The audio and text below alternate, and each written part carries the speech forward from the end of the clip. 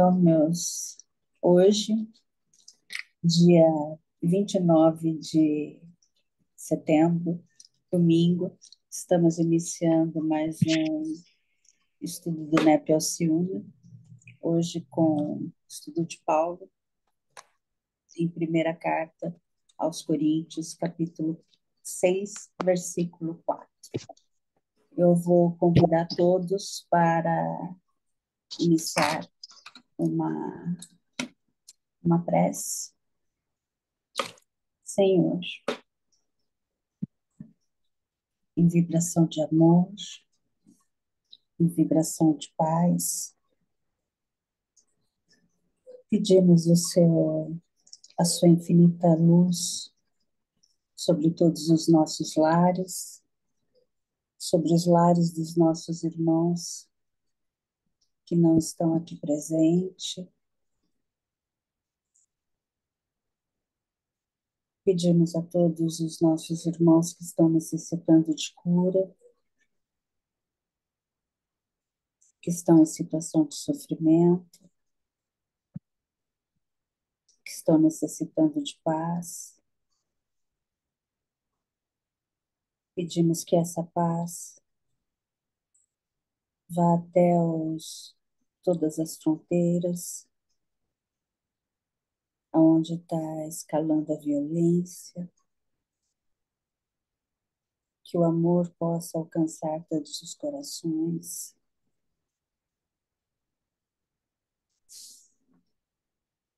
Pedimos ainda ao nosso planeta pela sua, pelo restabelecimento dos seus biomas, É o licença lá na sala, não? Eu coloquei o número de soca. que a gente possa respirar melhor, que as queimadas possam diminuir e que nossos irmãos possam cuidar melhor do nosso planeta. Pedimos a permissão para iniciar esse estudo. Pedimos aos mentores do grupo, que nos intua e oriente-nos. Permaneça conosco hoje e sempre, que assim seja. E assim Graças a seja. Deus. Bom,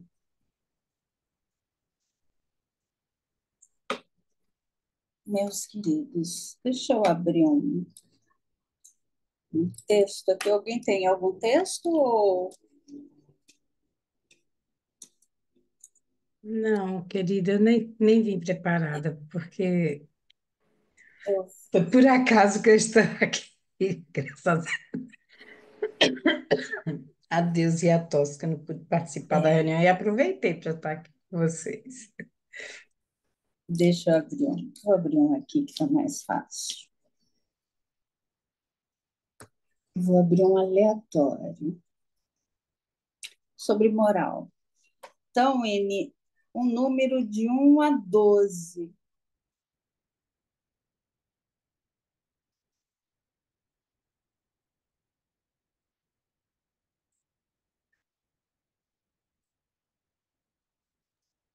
8. 8, olha que legal. O 8 é exatamente o do nosso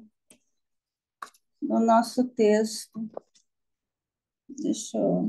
É a Que instrução, bom, Carlos. eu tinha falado 10, mas eu estava com o microfone desligado, mas Então, fica o 8 mesmo, tá é, ótimo.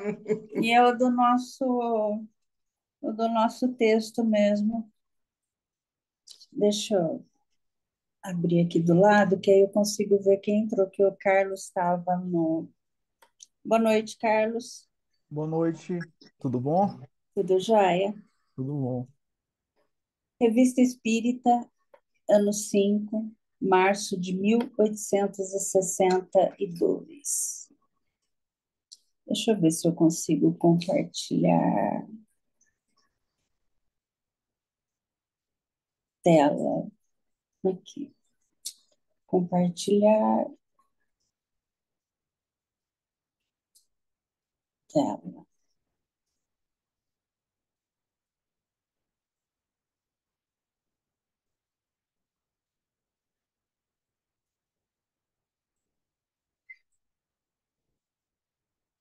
Vocês estão.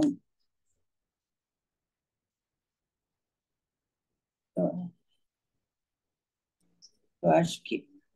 Deixa eu...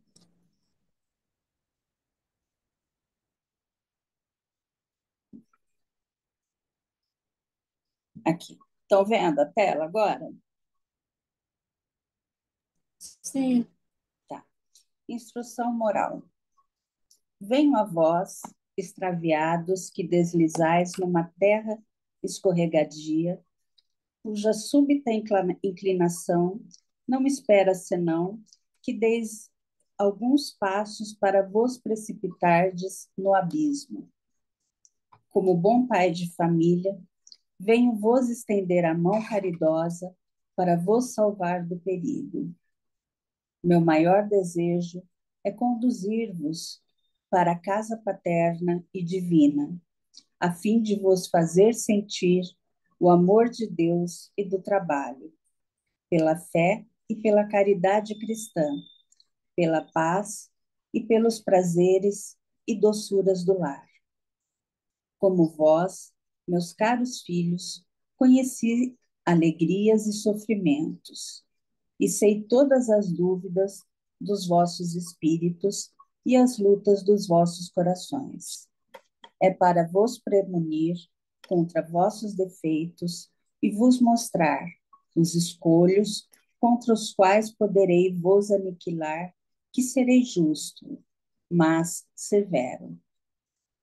Do alto das esferas celestes, que percorro meu olhar, mergulha com alegria em vossas reuniões, e é com vivo interesse que acompanho as vossas instruções, mas ao mesmo tempo que minha alma se regozija, por um lado, experimenta por outro um desgosto bem amargo, quando penetra em vossos corações, e ainda vê tanto apego às coisas terrestres. Para a maioria, o santuário de nossas lições é tido como sala de espetáculo, e esperais sempre de nossa parte alguns fatos maravilhosos. Não estamos encarregados de vos fazer milagres. Nossa missão é trabalhar os vossos corações, abrindo neles grandes sulcos para lançar a mãos cheias a semente divina. Dedicamo-nos incessantemente a torná-la fecunda, porque sabemos que suas raízes devem atravessar a terra de um a outro polo, cobrindo-lhe toda a superfície. Os frutos que daí saírem serão tão belos, tão suaves e tão grandes que subirão até os céus. Felizes os que tiverem sabido colhê-los para se saciar, porque os espíritos bem-aventurados virão ao seu encontro, cingirão a sua fronte com a auréola dos eleitos, faloão subir os degraus do trono majestoso do Eterno, e lhe dirão que participe da felicidade incomparável, dos prazeres e das delícias sem fim das falanges celestes. Infeliz daquele a quem foi dado ver a luz e ouvir a palavra de Deus, e que tiver fechado os olhos e tapado os ouvidos. O espírito das trevas o envolverá com suas lúgubres asas e o transportará para seu tenebroso império, a fim de o fazer espiar, durante séculos, por tormentos sem conta, sua desobediência ao Senhor. É o momento de aplicar a sentença de morte do profeta Oséias. Aí tem uma frase em latim: eu os farei morrer conforme o que tiverem ouvido. Que essas breves palavras não sejam uma fumaça a evolar-se nos ares, mas sim que cativem a vossa atenção, mas que as mediteis e reflitais seriamente. Apressai-vos por aproveitar os poucos instantes que vos restam para os consagrar a Deus. Um dia viremos vos pedir conta do que tiverdes feito dos nossos ensinos e como terei posto em prática a doutrina sagrada do Espiritismo. A vós, pois, espíritas de Paris, que muito podeis por vossa posição social e por vossa influência moral, a vós digo, a glória e a honra de dar o exemplo sublime das virtudes cristãs. Não esperei que o infortúnio venha bater à vossa porta. Ide à frente de vosso irmão de irmãos sofredores. Dai ao pobre o óbolo do dia. Enxugai as lágrimas da viúva e do órfão com palavras doces e consoladoras. Levantai o ânimo abatido do velho, curvado ao peso dos anos, e sob o jugo de suas iniquidades, fazendo luzir em sua alma as asas douradas da esperança, numa vida futura melhor. Por toda parte, a vossa passagem, prodigalizai o amor e a consolação. Assim, elevando as vossas boas obras à altura dos vossos pensamentos, merecereis dignamente o título glorioso e brilhante que mentalmente vos conferem os espíritas da província e do estrangeiro, cujos olhos estão fixados sobre vós, e que, tocados de admiração à vista das ondas de luz que escapam de vossas assembleias, vos chamarão o sol da França, Lacordaire. Bom, interromper.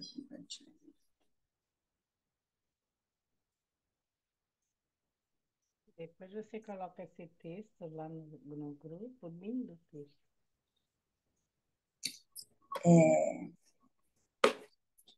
Eu estou com a Bíblia aqui do Peregrino.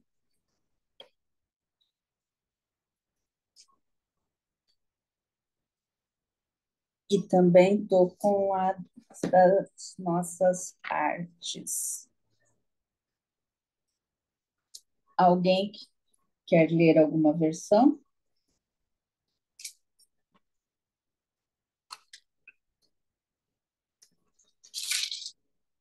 Versículo 6, capítulo 4. Se tendes litígios ordinários, como nomeais como juízes, aqueles que a igreja menospreza? Ponto de interrogação. Vou ver se aqui tem uma nota de rodapé. 2, 3. Nada peregrino, não. A da tradução Frederico Lourenço. Quando, pois, tendes questões menores, por que escolheis como juízes os desprezados na congregação? Também não tem. E a de Jerusalém. Quando, pois, tendes processos desta vida para ser julgados, constituís como juízes aqueles que a igreja despreza? Ponto de exclamação. E aí tem, na de Jerusalém, tem uma nota de rodapé, que diz o seguinte: isto é, os juízes, conforme Mateus 5:25 e Mateus 18:17. Pode-se também traduzir: quando, pois, tendes processos desta vida para serem julgados, tomai por juízes gente que a igreja despreza, isto é, os cristãos mais humildes, que bastam muito bem para sentenciar sobre coisas de menos importância. Ironia. Alguém quer ler outra visão, outra versão?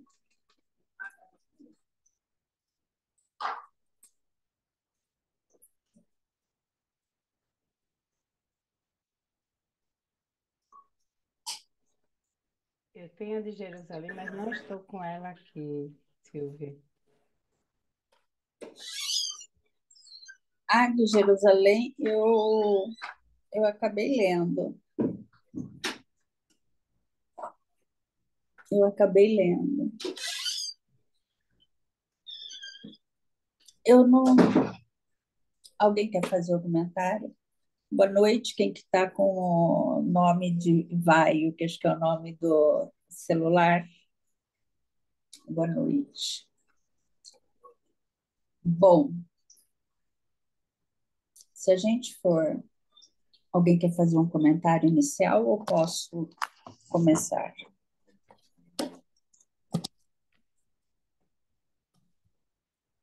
Se a gente for. Posso começar? Pode. Agora seria interessante Vaio, como não sabemos quem é, se apresentar. Quem será, Vaio? Deixa eu ver se. E saiu. Ou Entrou e eu? saiu. Sou eu quem? Bom, Neide. a Mari. A Mari. Quer começar, Mari? Eu posso começar?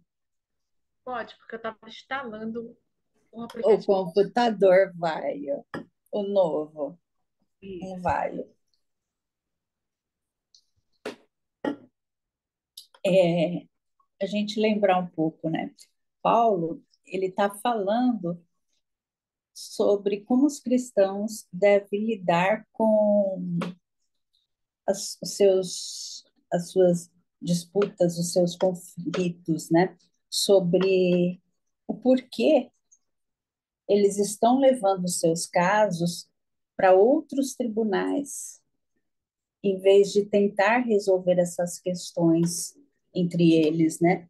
E esse versículo ele vem tratar desse problema de nomear outras pessoas de pouca importância, né? Que ele fala, os desprezados, para resolver esta disputa. Então, vamos, antes de mais nada, vamos olhar um pouco para aqueles que são desprezados. O que Paulo está querendo dizer com aqueles que estão desprezados? Eu trouxe um exegético, né, que chama Gordon Fee, que ele fala que aqueles que são desprezados, é difícil até a gente imaginar a fala dele, né? É ele falando. Paulo, mesmo ele usando da ironia, e ele também, o Gordon Fee, fala de ironia, e na nota de rodapé de Jerusalém também tem a palavra final lá, ironia. Então, mesmo o Paulo usando aqui um pouco de ironia, o Gordon Fee, ele fala que é difícil imaginar, mesmo com ironia, Paulo referindo-se a esses irmãos, especialmente à luz lá do versículo 12 da carta de Coríntios, lá para frente, onde ele vem falar sobre o corpo de Cristo, sobre os membros do corpo de Cristo, né, que todos têm importância. Então, como é que lá na frente ele vem falar que todos têm importância e é agora que ele vem falar sobre esse desprezo, né? Então, o Gordon Fee, ele continua. Além disso, a sua visão para mesmo homens de pouca importância simplesmente não tem base lexical. Na visão adotada aqui, Paulo não significaria que os cristãos desprezassem os juízes pagãos.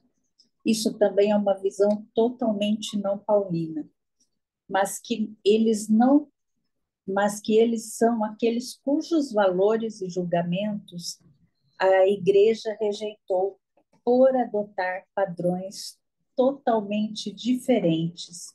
Então, ir a julgamentos padrões é como pedir para julgar entre cristãos que absolutamente não têm uma posição na igreja, né? Então, vamos tentar entender um pouco isso, um pouco essa questão do desprezados. No grego, que o Gordon até fala, né? Na, até na base lexical não tem muita importância, então é que não tem muita estrutura até na ortografia no grego, né? Então, no grego, se a gente for olhar para esse desprezado que significa, a gente vai encontrar pessoas de pouca importância ou as desprezadas pela comunidade. E aí, o que são esses homens de pouca importância, né? Esses homens desprezados ou desprezados pela comunidade, né? Então, quando a gente olha até por essa interpretação no grego, essa interpretação ela não é muito forte, ela não é muito justificável. Por isso que ainda o Gordon Fee fala que não tem muita estrutura no léxico também, lexical, né? Então, esse desprezado ele tem um sentido mais profundo. Aponta-se provavelmente uma falta de respeito ou uma consideração do que aquela comunidade tinha por algum indivíduo ou alguns indivíduos, né? Mas quem que seriam esses desprezados, né? Que Paulo está falando? Quem que seriam esses desprezados, né? Será que Paulo está falando dos próprios cristãos? Porque se a gente for olhar, tem versões que tem ponto de exclamação, tem versões que tem ponto de interrogação, e Paulo está sugerindo aqui que ele se refere aos juízes pagãos, ou seja, aquelas pessoas de fora da comunidade que estão julgando aqueles casos dos cristãos que levaram os casos para fora, aqueles conflitos que a gente viu que pode ser que seja algum caso de disputa de alguma posse material que eles tenham levado para fora, né? Então, Paulo não está dizendo aqui que eles eram desprezíveis como pessoas, que eles eram, mas ele estava dizendo que os valores que eles tinham, os critérios de julgamento que eles tinham, não eram incompatíveis com os princípios que existiam na comunidade. Então, por isso que ele usa por isso que o Gordon Fee, ele traz esse conceito um pouco mais, que é difícil entender isso, né? Mesmo Paulo sendo irônico, ele usar esse termo de desprezados, né? Porque eles julgam de acordo com o que eles acreditam, de acordo com as leis e padrões do que eles acham que é justo, né? E não, e a gente sabe que eles julgavam de acordo com quem tinha mais dinheiro, tinha interesses próprios e não estavam alinhados com a comunidade cristã, né? Então, quando os coríntios levavam os, as suas disputas, os seus conflitos para esses juízes, a gente já viu que eles estavam levando as decisões para pessoas que não valorizavam os mesmos princípios que eles, né? Que o que eles trabalhavam lá naquela comunidade. Alguém quer comentar alguma coisa sobre essa parte mais exegética, mais do que Paulo queria dizer? E sempre eu estava Oi. lendo, e aí eu vi que, pelo que eu entendi dessa carta de Paulo, né, ele queria, no meu ponto de vista, né, é que essas pessoas que estavam analisando os problemas da comunidade, elas não eram pessoas, elas precisavam ter legitimidade, né, à vida cristã. Ou seja, elas estavam fora desse princípio. Estando fora, como é que elas vão analisar algo que elas não conhecem? Qual o parâmetro que elas iam tirar para que realmente ocorresse uma avaliação coerente, ética? Porque é complicado, né? Você não entende, como é que você vai fazer? Então, não tinha como ela alcançar é, um parâmetro que realmente fosse coerente com cada situação, porque ele fala que, né, é preciso que você viva dentro daquele princípio e que para você entender, por exemplo, só uma coisa, como é que eu vou conseguir avaliar é, uma coisa que é minha, né? Como é que eu vou conseguir avaliar um, a evangelização infanto-juvenil da Igreja Católica, da Igreja Evangélica, se eu conheço só os preceitos da igreja, do, do Espiritismo? É diferente a linguagem, a forma como a gente trabalha, é, até mesmo, por exemplo, eu vou falar com eles, e aí eu tenho jovens na evangelização que eles frequentam igrejas evangélicas. Então, quando eu falo da imortalidade da alma, eles ficam assim, mas como é que isso é possível? Não, não dá para a gente entender que a gente nasce de novo, porque a gente vai morrer e a gente vai esperar, vai ficar lá esperando o dia do juízo final. Então, e aí eu vou explicando para eles como é que o Espiritismo ele consegue enxergar isso da forma como a gente enxerga. Aí a gente mostra, né, a coerência. Mas eu não posso avaliar uma situação que ocorre na Igreja Católica, como é que eles enxergam, eu acho que é nesse sentido que o Paulo vem mostrando para a gente.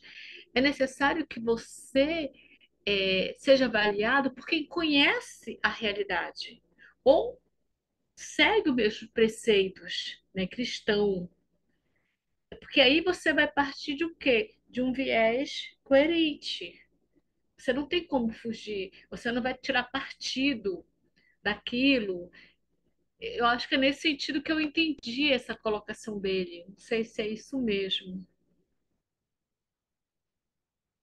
Perfeito, é isso mesmo, Mari. Belíssimo exemplo. É isso mesmo. Winnie, melhoras, viu, minha querida? Descansa. Tá com uma gripe? Obrigada, querida. Boa noite. É. Boa Fique com Deus. noite. Tchau. Boa Tchau. noite. E bem, vamos pensar um pouco no Paulo, né? Que nem eu trouxe Araão.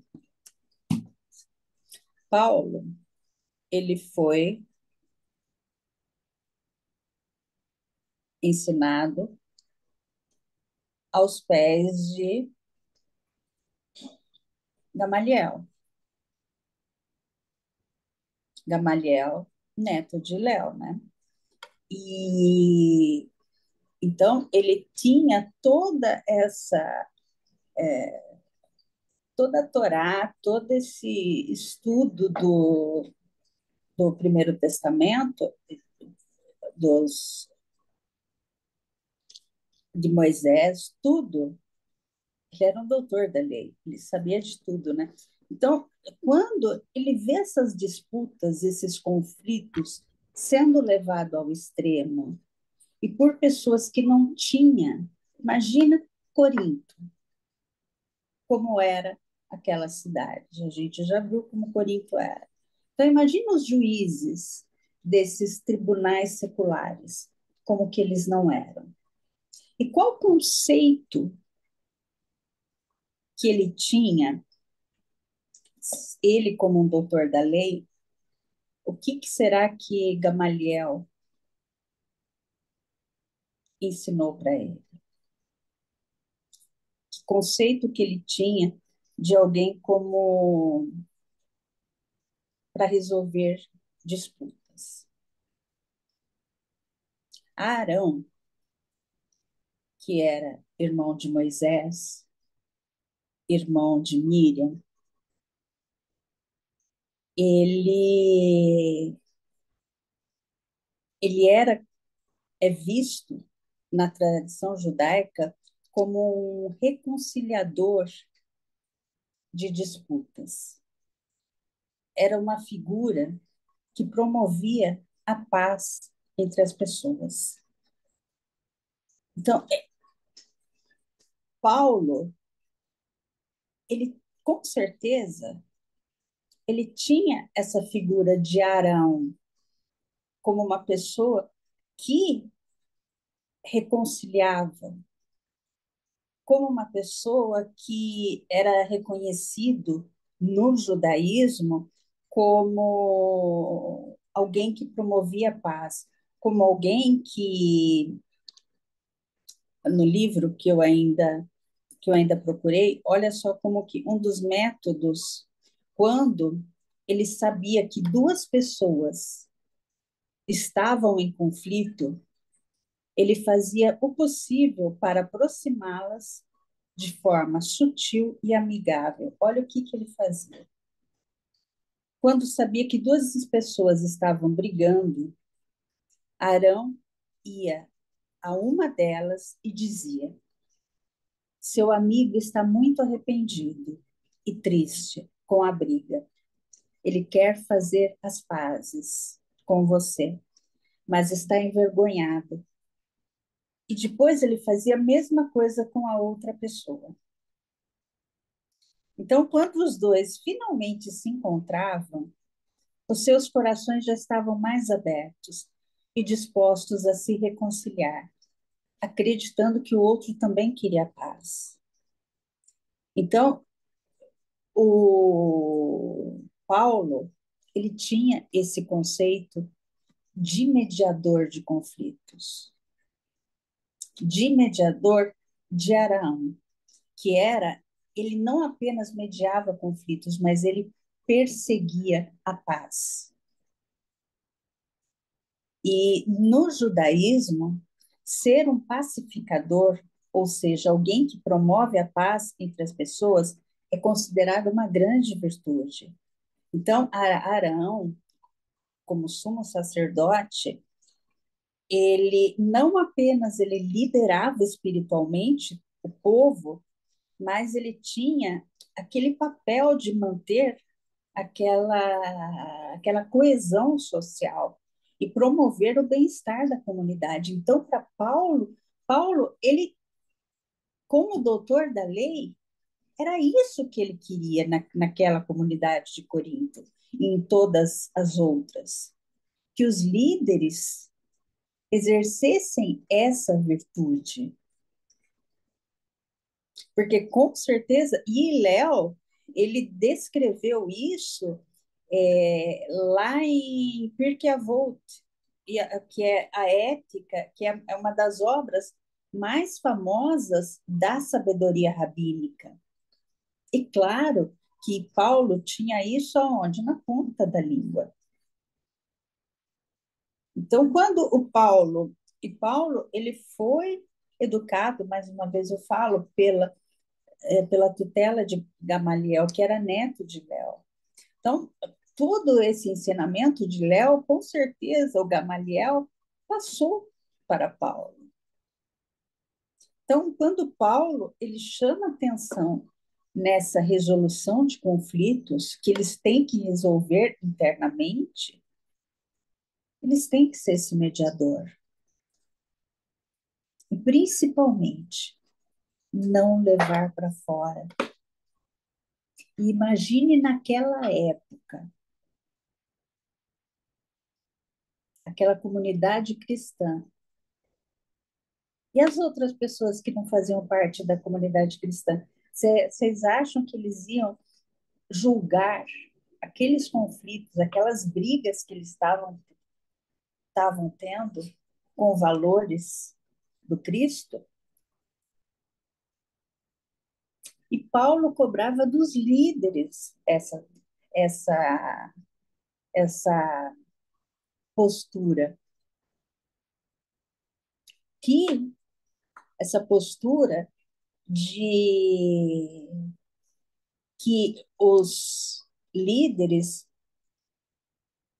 que eles seguissem o exemplo de Araão, que, que eles seguissem esse esforço de promover a paz e resolver os conflitos de forma sábia, de forma amorosa, e que era o que lá desde Levítico, desde Deuteronômio, desde quando Moisés, lá em Números, nas incursões do deserto, que tem tantas brigas, tantos conflitos, quem tentava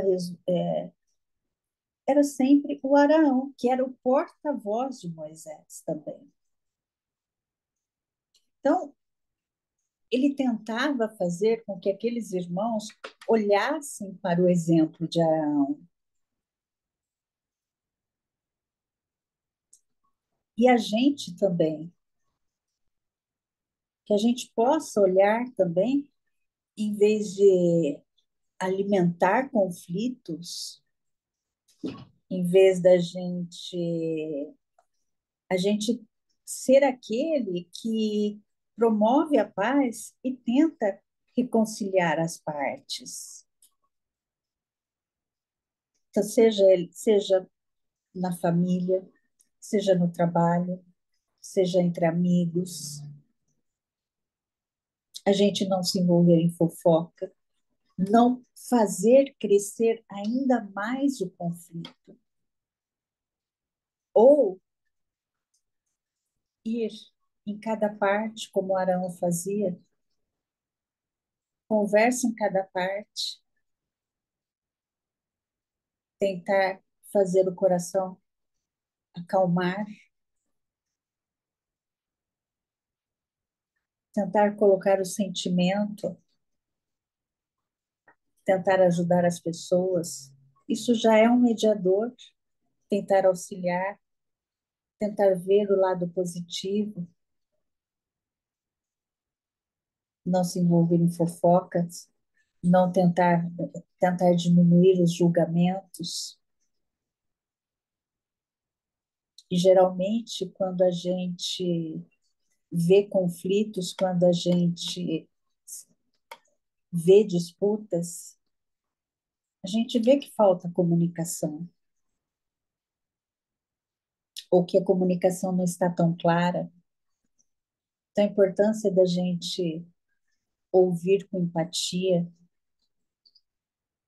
falar com compaixão, uma coisa que a gente sempre trabalha na escola, né? Ajudar as crianças a expressar os seus sentimentos, falar para o outro o que está sentindo, como Araão fazia, né? É o diálogo, o ouvir, o enxergar. Carlos, meu querido. Oi, Silvio, boa noite. Vamos lá, eu acho também que tem uma questão de. Deixa eu baixar aqui. Eu acho que também tem uma questão que é ter bom senso, né? Porque muitas vezes a gente não tem bom senso e eu passei por uma. Eu passei no grupo do Centro Espírita aqui, né? Eu estava acompanhando a conversa, né? E eu acho que casa muito, às vezes o problema, o que a gente está falando, né? Que casa com o que a gente está falando, às vezes o problema é tão pequeno e a gente cria um problema em cima disso, né? Estavam no Centro Espírita discutindo a festa do Dia das Crianças, né?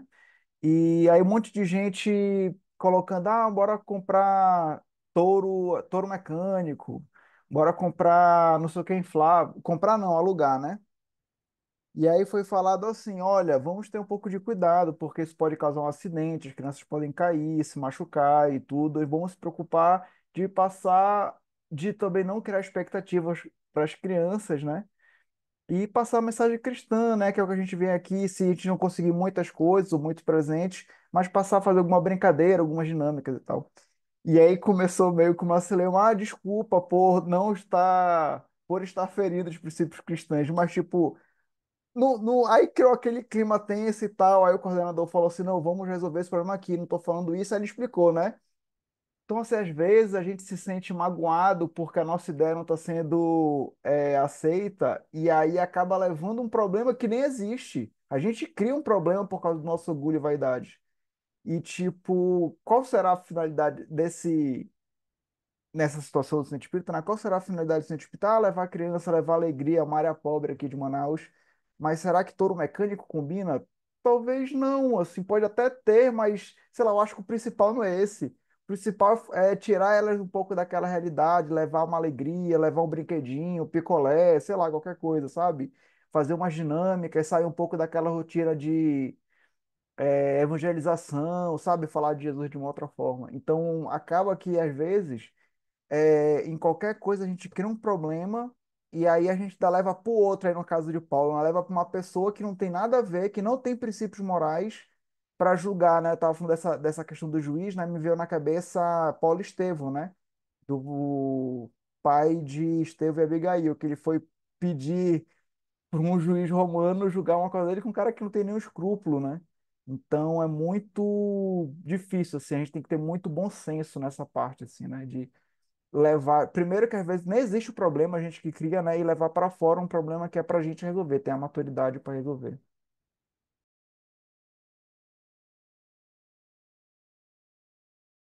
Perfeito, é isso mesmo, né? E como que você falou exatamente, né? Não tem escrúpulo, né? Como que vai julgar e não tem maturidade e a gente quer ser aceito, a gente quer ser acolhido e, e o acolher faz parte de mediar conflitos, faz parte de você conseguir abraçar o outro, de você ser mediador e ser como Arão, um perseguidor da paz. Independente das diferenças, sejam elas de opinião, de cultura ou mesmo de poder, como nos centros, isso ensina a gente a praticar a aceitação e evitar justamente esses julgamentos precipitados, né, sobre os outros. E é exatamente isso, é acolher. Mari, minha querida, Agora, assim, né, é bem interessante quando ele chama a atenção da liderança, né, o papel do líder nas comunidades, no trabalho como é o de refinamento moral. O líder, até o exemplo que que o Carlos coloca, o coordenador, ou o presidente, ou sei lá quem, ele precisa ter ciência do seu papel, que é de mediador.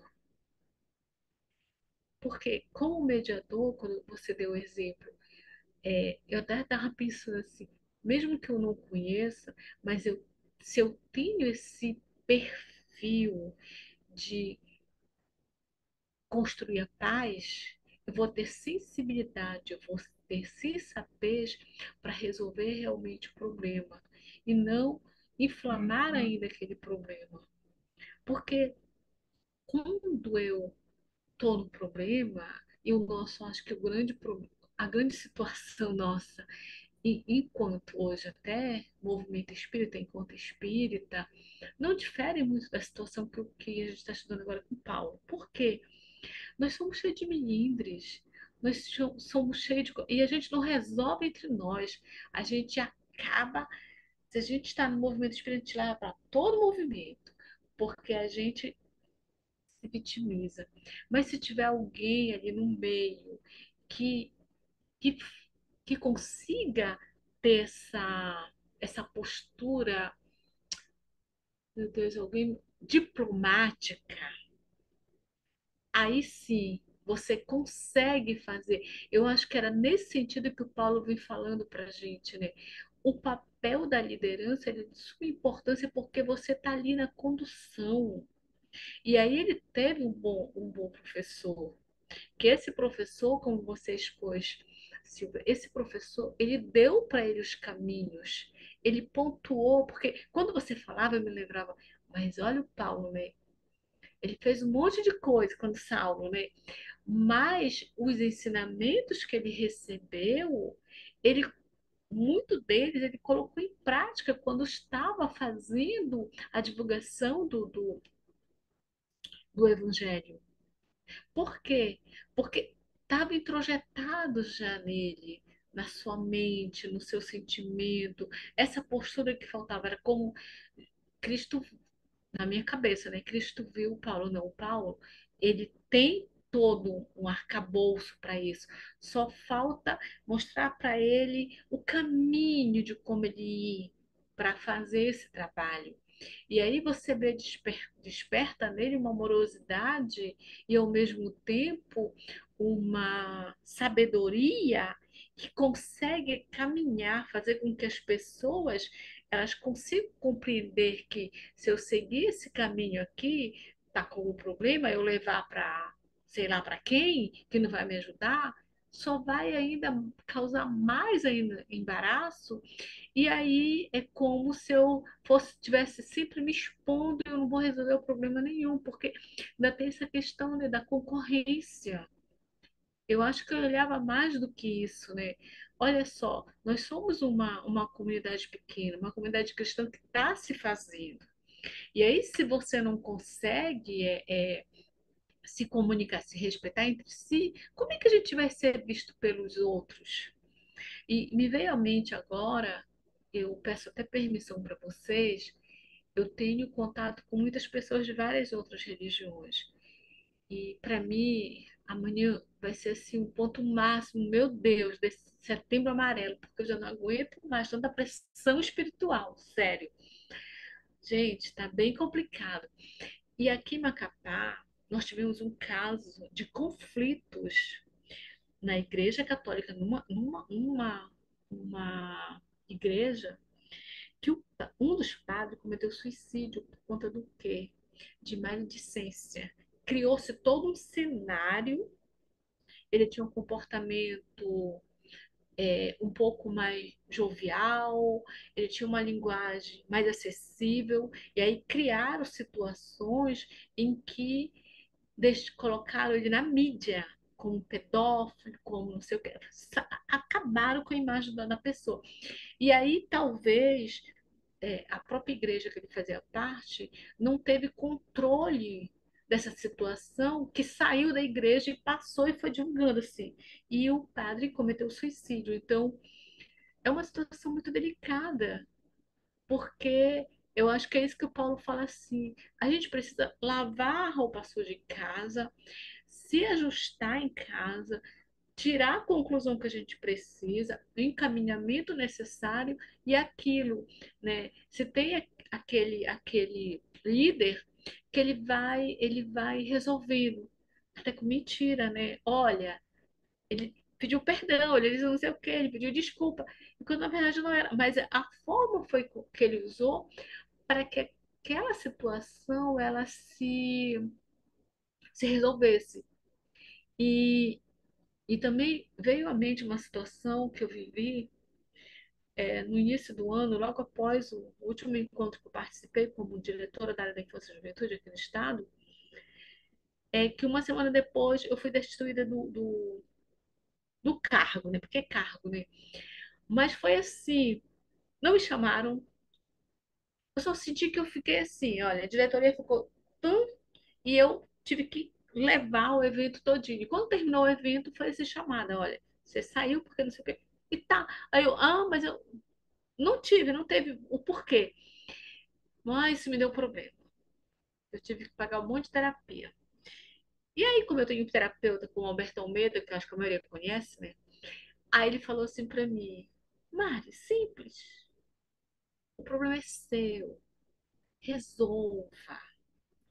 Cada um vai resolver o seu problema. Então, não olhe o presidente, não olhe não sei o quê, não olhe não sei o quê, mas olhe, se ajuste, se acolha o que você fez, como você fez e resolva o problema em si. E outra coisa, não se melindre, continue o seu trabalho. E aí as coisas foram resolvendo dentro de mim. Mas eu tive alguém que me deu esse alicerce. E se eu encontro alguém que vai dizer não e coloca mais lenha na fogueira? Seria bem delicado. Eu acho que essa chamada que o Paulo fala para gente, não tem como você, enquanto liderança, ou enquanto alguém que é uma referência, não ter esse perfil de. Ainda agora eu falei o nome da a palavra lá, de diplomacia, mas que tenha também amorosidade, mas que tenha também sabedoria para lidar com isso. Por isso que não é qualquer líder. Hoje eu estava num evento lá na Federação do Passe, e aí eu li uma mensagem, o livro dos Espíritos, que falava assim, né, que Deus conhece cada individualidade e sabe das nossas capacidades e sabe na hora de distribuir os talentos que aquele serzinho vai dar conta para assumir aquilo e aquele outro ser não vai dar. Então, eu acho que as lideranças, eu salvo engano, não é porque é mais evoluída, não é porque tem mais mérito, mas é porque ela precisa também ter essa sabedoria de lidar com o problema dos outros e saber administrar isso. Eu não sei se eu fugi muito, mas eu estou tentando analisar essa postura do Paulo, porque é o nosso cotidiano, é a nossa vivência. Seja a gente, enquanto, por exemplo, a Silvia está aqui, quer queira ou não, está na condição de estar coordenando o grupo. Então, ela tem uma palavra que ela vai ser a referência em determinadas situações. Eu na sala de evangelização, Carlos na sala de alguma coisa, a Josi, em determinado momento a gente vai assumir perfis, posturas para a gente resolver problemas. E como é que a gente vai resolver isso se a gente não estiver bem? Não tem como. Eu acho que essa chamada que o Paulo fala para a gente, ei, você não pode levar a lavar roupa suja para fora. Esse espacinho aqui. Não sei se é isso, mas foi isso que eu pensei. Carlos, por favor. Eu esses dias assim para mim foram de muita reflexão, né? Que a minha mãe está internada, graças a ela tá bem, mas assim tem um médico lá que ele faz mais do que o necessário, sabe? Assim, uma pessoa que se desdobra, assim. Até tava falando com ele, eu falei, pô, tu foi realmente talhado para ser médico, assim. Então, o que os enfermeiros não conseguiu fazer, tipo, tirar sangue, eles não conseguiu acertar a veia lá, putz, de primeira. Então, você sabe, a minha mãe ia ter que fazer um ecocardiograma, né? Aí ele tava na folga, mas ele foi lá para ver, que falou que eu acho que ele morava perto, alguma coisa, só para ver o exame, se estava tudo bem e tal. Então, assim, uma pessoa que realmente se desdobra. Minha mãe teve água no pulmão e eu tinha um médico que estava tirando a água, ele segurou na mão da minha mãe, tipo, meio que para ela não se sentir só e tudo, né? E ele foi motivo de reflexão porque ele é uma pessoa que talvez não precise, eu não sei a vida dele, né? Mas como ele trata os pacientes no hospital, eu acho que ele não precisa ser religioso, sabe? Porque ele já é, trata os pacientes com muito amor, todo mundo com muito amor. Teve médico que falou assim: Olha, eu só dou o boletim médico uma vez, então pergunte o que você tiver que perguntar, que eu não vou falar mais.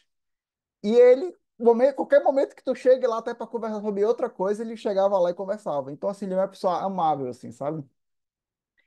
E eu tô falando nele porque muitas vezes a religião em si, né? Não só a doutrina espírita, eu acho que corrobora um pouco com o que Paulo falou, a gente acaba trazendo o mundo para dentro da religião e não levando a religião para o mundo. Então a gente tem atos deploráveis fora da religião, fora do centro espírita, e a gente traz esses atos para dentro. Então a gente acaba causando brigas, né? Levando para fora certas contendas que eram para ser resolvidas simplesmente por orgulho e vaidade. E dessa questão assim de centro espírita, né, que a gente vê que não é besteira, mas que poderia ser resolvido com uma conversa. Eu já vi, por exemplo, o coordenador de mediúnica ser trocado sem ser avisado, assim, apareceu outro coordenador de mediúnica. E quem era o coordenador antigo não foi avisado. Então, assim, pô, custa chamar a pessoa e falar, olha, a gente vai fazer uma reformulação, você, pô, a gente vai colocar outra pessoa e tal. Então, acho que às vezes a gente traz para dentro do centro espírita, né, e para dentro do templo, os nossos atos exteriores, né? E essa mudança que é para a religião fazendo a gente dá, a gente no geral, tá? A gente ainda não fez assim. A gente ainda não se transformou para levar para fora esse conceito religioso, assim, de cuidar, de amar, de ter reflexão, né? A gente acaba trazendo o mundo um profissional ruim, um pai ruim, né? Porque imagina uma médica que chega e fala assim, a pessoa está na UTI, olha, só vou dar o boletim uma vez, tu pergunta o que você quiser, apesar dela estar lá, que adianta ela fazer no centro espírita? Ela está procurando o que lá?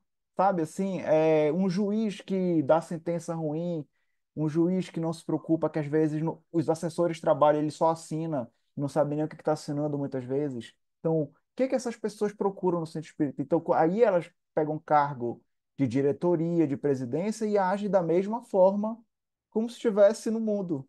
Então, acho que é um pouco isso também, né? Uma pessoa que quer levar para fora contendas, criar contendas, são pessoas que talvez ainda não entenderam o real motivo de uma religião, assim, o real motivo da gente estar estudando, da gente estar buscando esse melhoramento. Assim, às vezes, todo mundo tem suas fragilidades, né? Mas eu acho que tem certas coisas que são muito evitáveis, assim, de brigas e tudo. E são pontos que a gente não é só em centro espírita, né? Que nem todos nós somos líderes. Nós somos líderes em casa, na família, mesmo que não tenha filhos, a gente acaba lidando, exercendo um papel de liderança, né?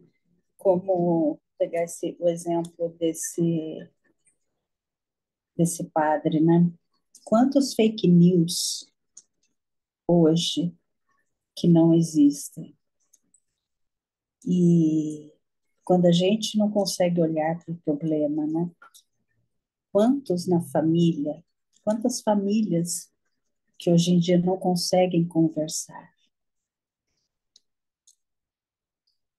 vivem apenas no celular, não conseguem resolver conflitos. Ou eu conheço gente do meio espírita que, quando vê que um está com problema, tem que o outro filho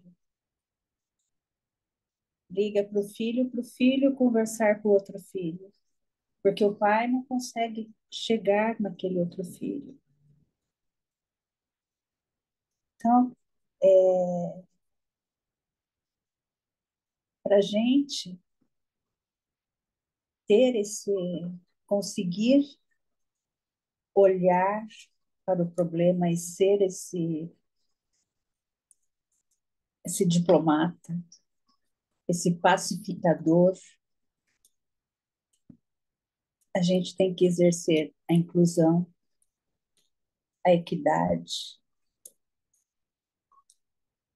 A gente tem que olhar que a gente tem que trabalhar para incluir a todos, todos aqueles que são marginalizados, todos aqueles que não são olhados, todos aqueles que não conversam, todos aqueles que ficam mais tempo no celular, todos aqueles que só brigam ou que estão de cara amarrada.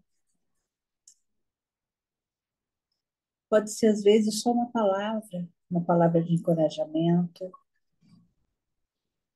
convidar alguém para tomar um café junto, para ir no mercado, alguém da família, vamos no mercado comigo, fazer alguma coisa junto, ou alguém que não participa de nada no centro, está sempre ali sentado, trazer, criar espaço onde todos se sintam acolhidos.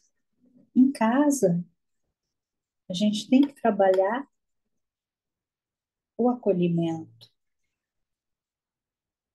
E voltando lá para Arão, um dos ensinamentos mais fortes de Arão foi o seu amor pelas pessoas. Foi independente de quem fosse, ele via dignidade nas pessoas. Podia ser aquela pessoa mais turrona, aquela pessoa que mais dava trabalho, ele via dignidade em todos os indivíduos. E ele se esforçava para promover harmonia por onde ele estava. E é isso que a gente tem que fazer, se esforçar para promover a harmonia, a inclusão, o acolhimento, a equidade, e enxergar a dignidade em todos, em todos. Isso começa dentro de casa, isso começa com os nossos irmãos menores, com o nosso meio ambiente, e não jogar, eu não sou fumante, mas quem é fumante é em não jogar um, uma bituca de cigarro perto de uma mata seca que não chove. É tudo isso. É sem julgamento. É sem julgamento. Então, a gente olhar que todos nós exercemos essa liderança. Então, que a gente possa lembrar de Arão, né? Nesse ponto, de Paulo, e tentar ser um pouco mais diplomata, um pouco mais pacificador, perseguir a paz. Deixa eu ver. Tem um livro que eu trouxe um trecho, que é Pelos Caminhos de Jesus, do Divaldo e da Joana não, desculpa, da Amélia Rodrigues. E o trecho era, deixa eu pegar aqui,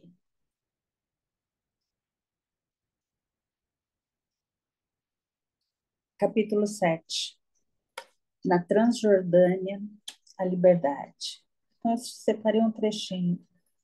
O amor é pleno, o seu fruto, o seu resultado é sempre amor, pois que procedente de Deus a ele retorna. Então, o Divaldo e a Amélia, nesse capítulo, ele nos leva a olhar por esse caminho como uma terra árida, uma terra desafiadora.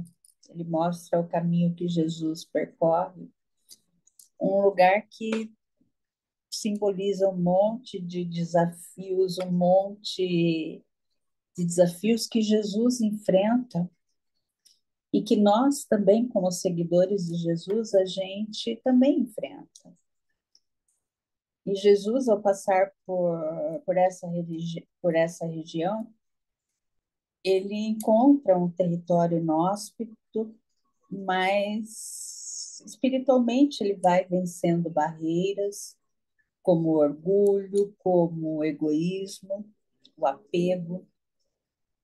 as disputas, para ensinar o verdadeiro caminho do amor, o caminho da libertação, né?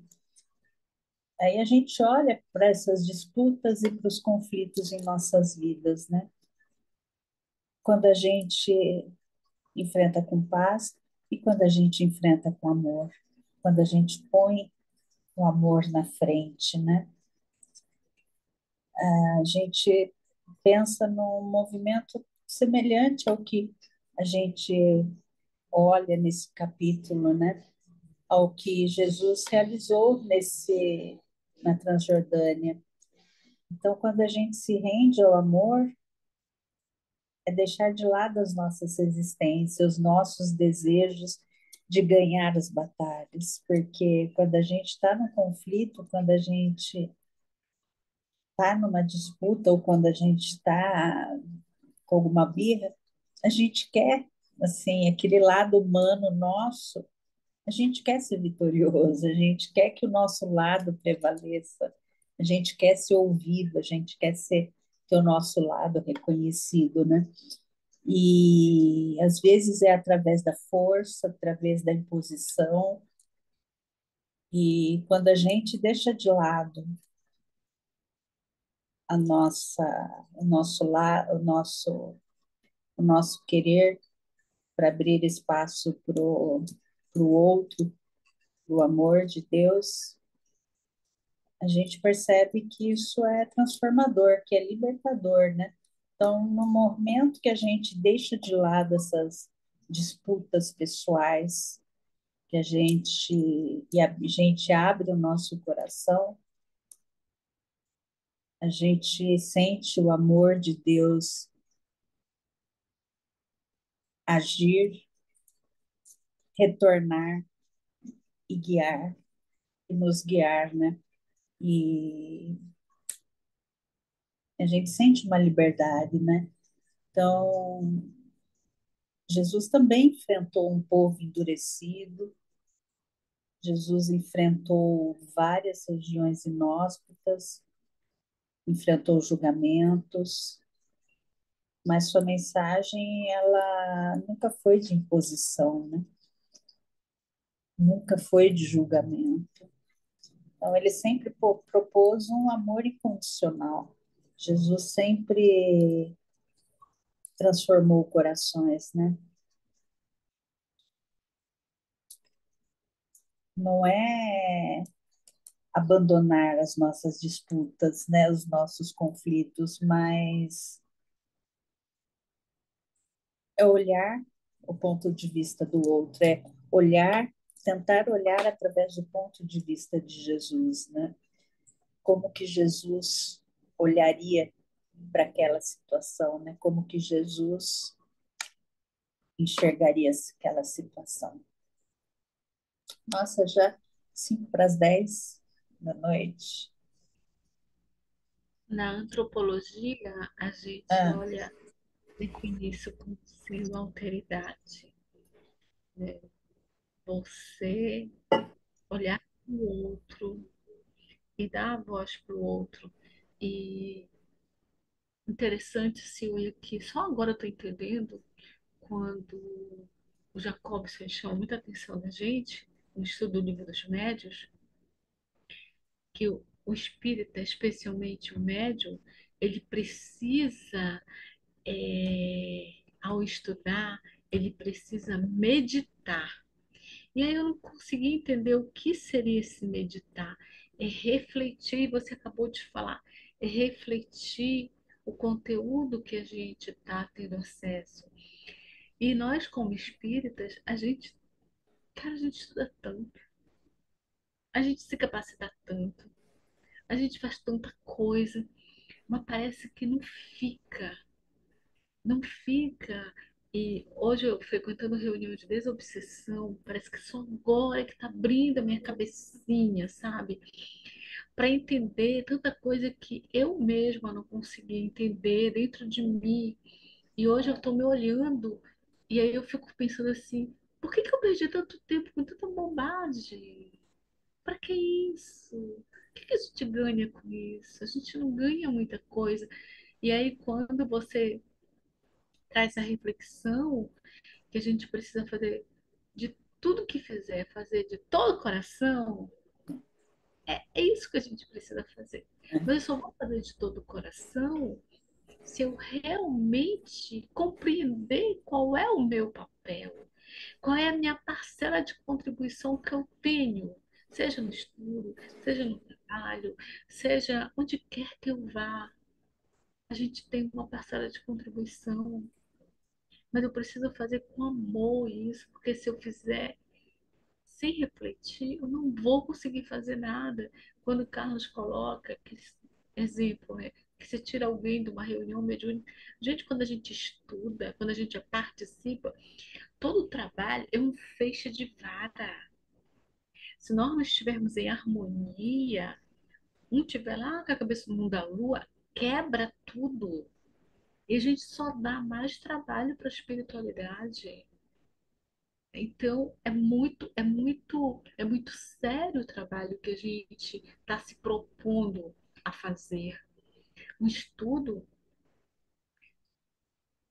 mesmo que seja virtual, o quantos atendimentos estão sendo dados nesse momento em 4 lares aqui, fora os outros que estão ali. Porque quantos espíritos não estão estudando junto conosco? E quantos não estão dizendo assim pra gente, você fala, mas você não faz. Mas a gente está tentando fazer, né? Eu acho que o legal disso, quando você fecha para mim essa reflexão agora, Silvia, é muito forte trazer para a gente, olhar para dentro da gente e perceber qual é a minha contribuição. Eu estou sendo realmente o parceiro, a parceira, eu estou fazendo o meu, mesmo que seja mínimo, meu papel de todo o coração, ou eu estou só atrapalhando.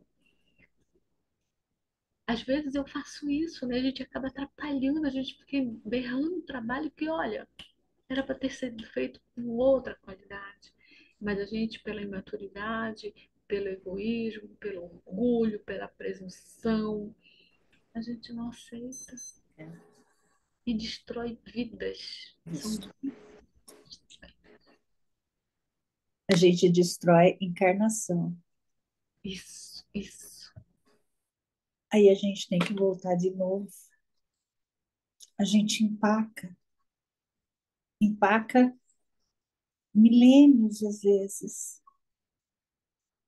E a gente tem que entender que a gente não vive sozinho.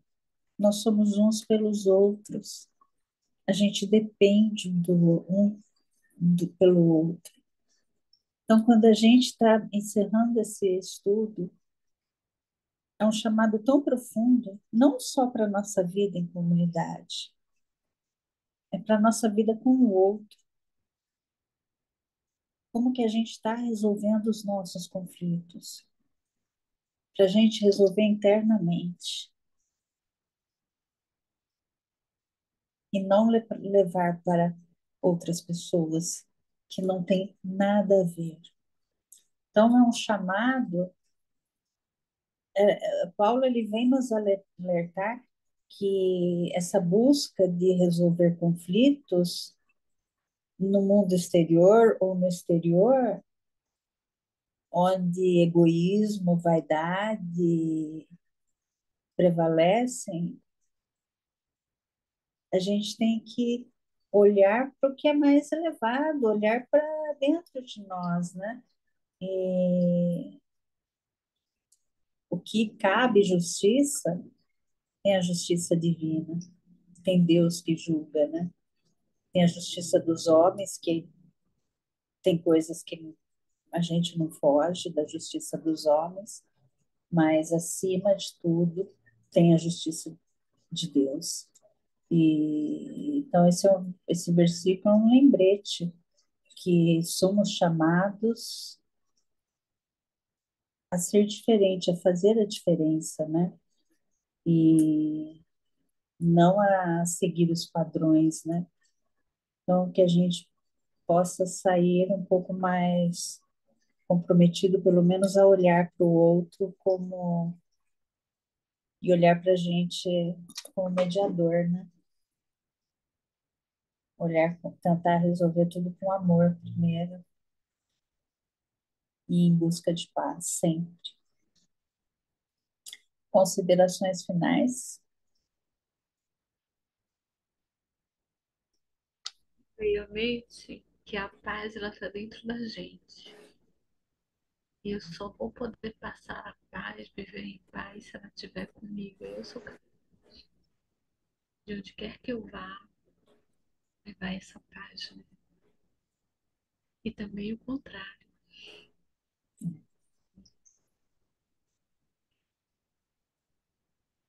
Então, meus queridos amigos, meus queridos irmãos, nesse sentimento de paz, pedimos ainda que sejamos instrumentos da sua paz, que sejamos cada vez mais instrumentos do seu amor, que a gente possa cada vez mais olhar para o nosso irmão e entender que não vivemos só, que dependemos uns dos outros, que conflitos e disputas não nos levam a nada, e que diante de qualquer, do mínimo conflito, a gente possa pensar em Ti, Jesus, pensar no Teu amor e envolver cada parte para que as melhores decisões possam ser tomadas a partir do Seu ponto de vista, a partir do Seu olhar e do Seu amor. Abençoe a cada um presente aqui, encarnado e desencarnado.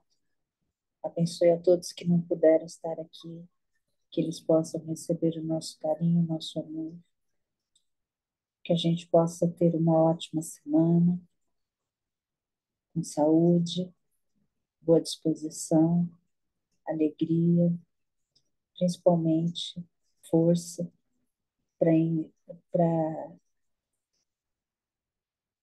enfrentar as dificuldades do dia a dia. Pedimos a permissão para encerrar esse estudo, que possamos nos desdobramentos continuar os nossos estudos. Que assim seja, graças a Deus. Meus queridos, deixa eu parar a gravação.